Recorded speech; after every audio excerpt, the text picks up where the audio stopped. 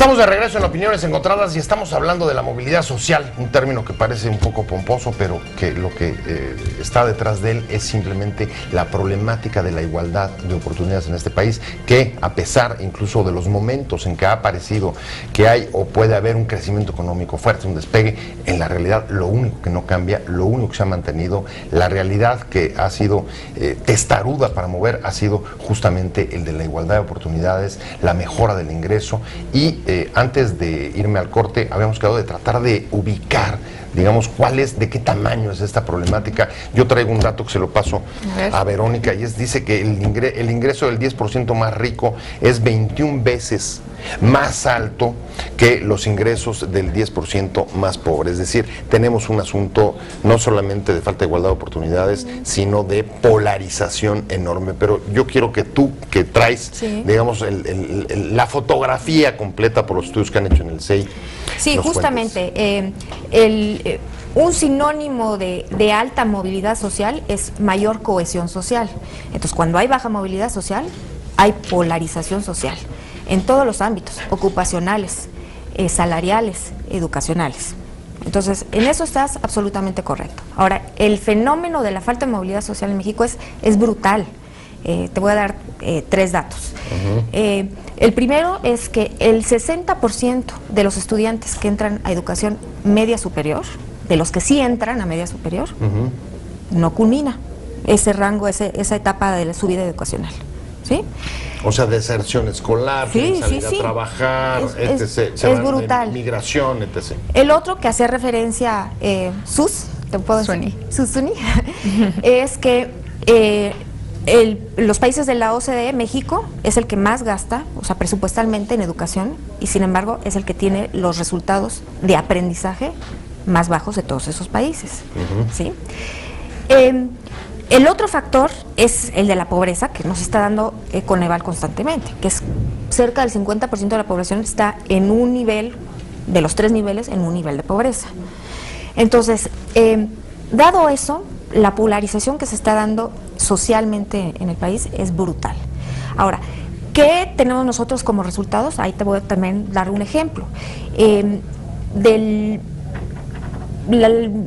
quintil inferior, o sea, un estudiante del quintil inferior de la población tiene menos de 1% de probabilidad de moverse al quintil superior en términos educacionales.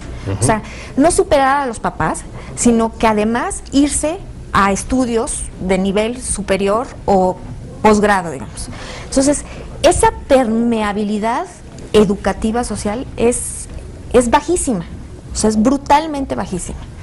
Eso que te está indicando que en el lugar donde naciste, en la comunidad donde naciste, donde te tocó por suerte nacer, en la familia que te tocó por suerte nacer, con las aspiraciones de tus papás en materia educativa que tienen para ti, como mujer especialmente, pero también como hombre, a sus hijos, es lo que está, digamos, determinando, definiendo, muy probablemente, tu logro educacional. Ahí hay un problema gravísimo, Sony, que es, en efecto, ahí donde generalmente naces, es donde permaneces, y el nivel educativo de la familia a la que llegas, así como el ingreso, más o menos es el mismo que vas a tener, y entonces, digamos, hay un estancamiento, no solo de expectativas, sino ahí sí, de realidades a lo largo de la vida.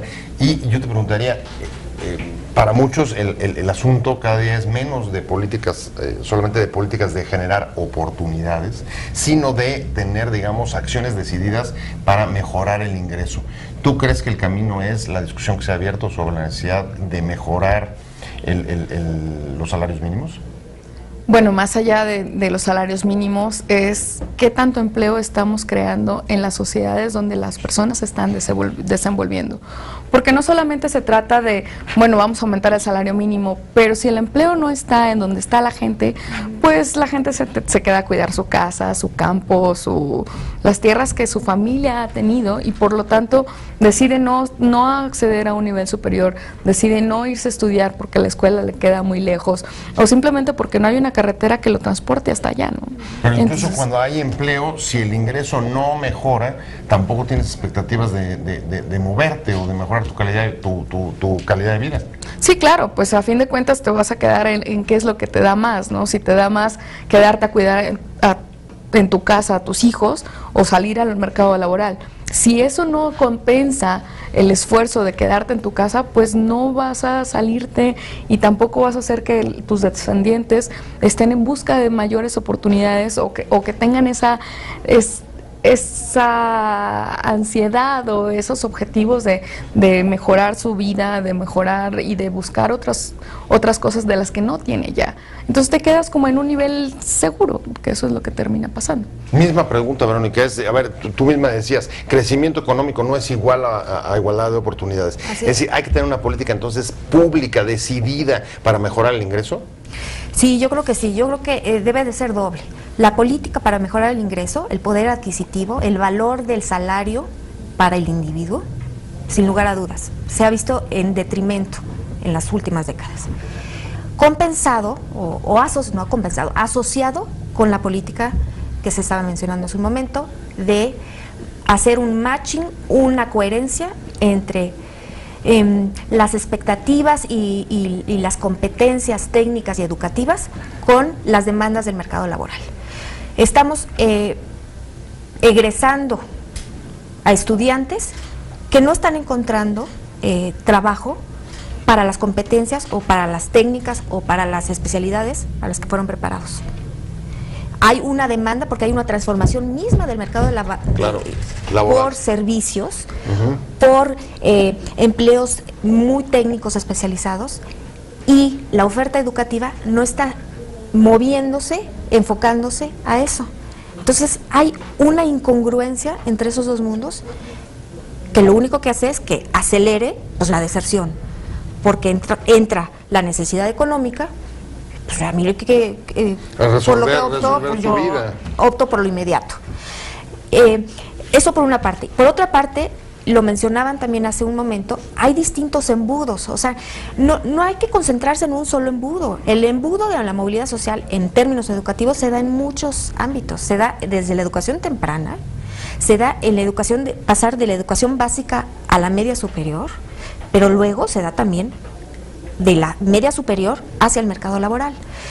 Si lo único que hacemos con las políticas públicas es ir trasladando el embudo, pues lo que vamos haciendo es moviendo la ola hacia otra zona, pero la ola, la cresta, va a seguir ahí. El chiste es generar políticas públicas que ataquen distintos embudos para aplanar el problema de la falta de movilidad social y hacer una sociedad más igualitaria. A ver, si estoy entendiendo tu argumentación, a ver, trato de resumirla para pasársela a Sony, que es, a ver, no es un asunto solamente de gasto público, sino que se trata de políticas deliberadas para tratar de remover barreras y articular planta productiva con educación, etc., etc., etc. ¿Cómo lo ves tú? Bueno, yo sí voy a... ¿Se puede sin gasto público? Es que no se puede sin gasto público. Para empezar, tienes que empezar por ahí, tienes que empezar por darle mayores recursos. Si nosotros vamos a analizar el gasto en educación, vamos a ver que tenemos una alta concentración en la educación básica y en la educación superior. De hecho, creo que para 2015 hay una reducción en educación media, ¿no? Exactamente. ¿Tú cómo me corregirás? Sí, claro, existe una reducción en la educación media. Y cuando vemos que hay un mercado laboral que te está demandando principalmente técnicos y tú no le estás dando mayor gasto a la educación media superior, que es la que te genera técnicos, pues entonces como resultado vas a tener que existen un montón de llamados niños que no trabajan ni estudian, porque no tienen ni el acceso para estar dentro de la educación media superior y tampoco están los trabajos en los que puede acceder porque no tienen las competencias necesarias para acceder a ese trabajo. Entonces, pues para empezar a hacer una política pública sin presupuesto, vamos a terminar con políticas públicas inoperantes. Voy hacia el final del programa y va a ser la misma pregunta para las dos. En las últimas décadas hay un par de tendencias. Una es la apertura y la integración al mercado global del país, y otra, digamos, la apertura también para las inversiones acá. En el contexto de la falta de movilidad social, ¿cómo te imaginas o cómo describirías el país que podemos tener a la vuelta de los próximos 10 años? Pues, si esto no se corrige, evidentemente. Un país aún más polarizado, porque evidentemente la entrada de capital y de competencia extranjera supone y requiere instituciones y políticas públicas de desarrollo social bien cimentadas, bien focalizadas, bien estructuradas. ¿Y las ves construyéndose? No, no las veo construyéndose. O sea, no las veo construyéndose. ¿La reforma educativa no te parece suficiente? La reforma educativa no me parece suficiente, me parece en el sentido correcto, en el sentido de que, por ejemplo, el gasto educativo se trasladó del intermediario, que era el gobierno estatal, directamente del gobierno federal a las escuelas. ¿Sí? A través de los consejos técnicos de participación, los consejos técnicos escolares y de participación social escolar. ¿Sí? Ellos van a administrar los propios recursos. La evaluación, obviamente, de la planta docente. O sea, eso es para cualquier país, cualquier latitud, es fundamental para cuestiones de mejora la igualdad y de mejora la movilidad social. Cierro contigo, Sony, y tú que eres tu centro especialista en el presupuesto, ¿qué perspectivas podemos tener frente a la pregunta que acabo de plantear con el hecho duro y concreto de cómo se está priorizando y distribuyendo el gasto en el presupuesto? Bueno, el próximo año y luego no cambian tanto de un año para otro. Exactamente, ese realmente es uno de los problemas. Si nosotros estamos hablando de reformas estructurales, tenemos que ver las reformas estructurales reflejadas en el presupuesto. Si vemos ahora para el paquete económico del 2015, pues mencionamos la reforma educativa. No cambia el gasto en la reforma educativa. Existen cambios de nombre, existen cambios de administración, pero a fin de cuentas las finalidades son los mismos. Por una parte vemos la educación, por otra parte, que es un elemento esencial de la movilidad social, es la protección social. Vemos que el gasto sigue estando concentrado en pensiones, y estas pensiones que van a ir a dar a los deciles superiores. Entonces, si seguimos gastando como hasta ahora hemos estado gastando, no podemos esperar que exista una mayor movilidad social. Y no se diga que me vaya a los anunciados programas como Prospera, que dicen por ahí que con Prospera tendremos las mismas oportunidades que en 2014. Entonces, pues la movilidad social se vuelve un poco más complicada, al menos para el siguiente año, si no hacemos un cambio de estructura realmente. Bueno, pues ahí lo tiene usted, ahí tiene la discusión, ya está planteada, ahí está la problemática, ahí están los distintos diagnósticos. Es un tema que vamos a tener que seguir discutiendo durante largo tiempo porque sigue siendo motivo, digamos, de mucha análisis, interpretación, un asunto que no hemos resuelto en este país, pero que urge resolverlo.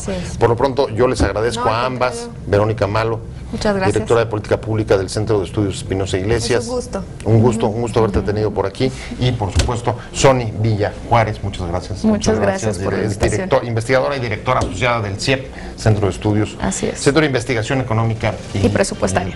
Muchas gracias a ambas. Muchas gracias. Pero sobre todo, gracias a usted por haber estado con nosotros en Opiniones Encontradas. Nos vemos, nos escuchamos mañana aquí, 7:30, como siempre, desde la esquina de la información. Y mientras tanto, páselo bien.